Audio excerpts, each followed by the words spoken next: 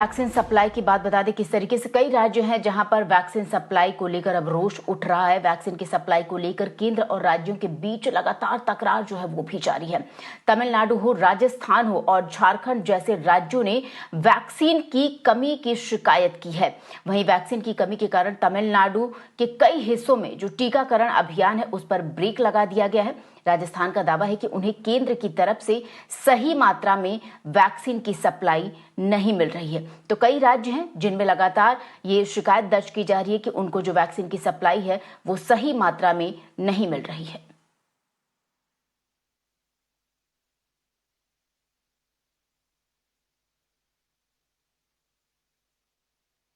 और आपको बता दें कि मुंबई में बीएमसी और सरकार द्वारा संचालित केंद्रों में टीकाकरण अभियान आज केवल 3 घंटे चलेगा।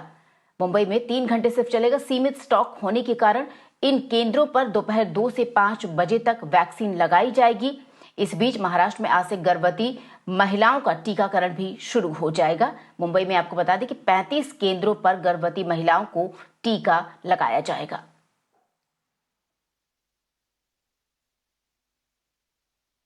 और बात अब तमिलनाडु की कर देते हैं। तमिलनाडु में आपको बता दें कि टीकों के आवंटन में बढ़ोतरी और एक समान आवंटन को लेकर तमिलनाडु की लगातार अपील के बाद राज्य के स्वास्थ्य मंत्री आज दिल्ली में केंद्रीय स्वास्थ्य मंत्री से मुलाकात करने वाले हैं। और आपको बता दें कि उम्मीद है कि वो ज्यादा टीकों की मांग भी करेंगे। तो जितने भी राज्य हैं एक तरीके से अपने राज्यों में टीकाकरण को लेकर वो लगातार केंद्र सरकार से ज्यादा कोरोना की वैक्सीन की मांग कर रहे हैं। और आपको ये भी बता दें कि तमिलनाडु के लिए 1 करोड़ टीकों के विशेष आवंटन की मांग को भी दोहराएंगे वहां के मंत्री। और इसके साथ ही उम्मीद ये भी जताई जा रही है कि तमिलनाडु के स्वास्थ्य मंत्री निजी अस्पतालों को दी जाने वाली वैक्सीन सप्लाई को कम करने को लेकर भी एक ज्ञापन सौंप सकते हैं।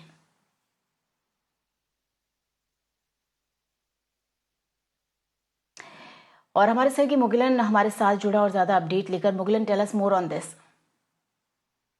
Tamil Nadu is reeling under acute shortage for vaccine.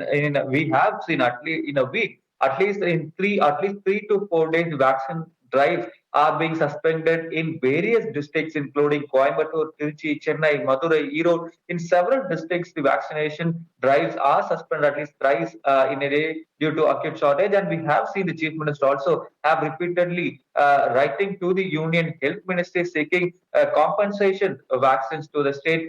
The chief minister have urged the central government to send 1 crore of compensation doses as the states of similar population getting more vaccines than Tamil Nadu.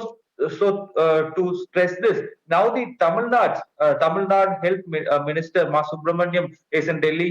He will be meeting the Union Health Minister at 2:30 is what we are hearing, and during that meeting, he will be stressing the Union Health Minister to give more vaccine, to give enough vaccine to the state of Tamil Nadu as per the population of the state. And we also know Tamil Nadu have 2 other demands to the Union Health Minister, which includes reducing the allocation to the private hospitals from 25% to 10%. Even though there have been changes brought to the procurement procedures of private hospital, the state government still wants that the 25% allocation to the private hospitals should be reduced to 10%. And not only that, we have seen the Tamil Nadu state government constantly urging the central government to find a private partner for the Chengalpet HPL plan. And that also will be discussed in the meeting today, is what we are hearing already. When we spoke with the health department officials, they say that the talks are on to give the HPL plan to one of the vaccine manufacturer,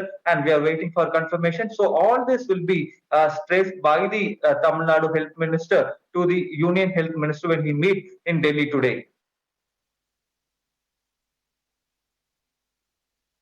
right Mugilan, आपका बहुत बहुत शुक्रिया इन तमाम जानकारी के लिए।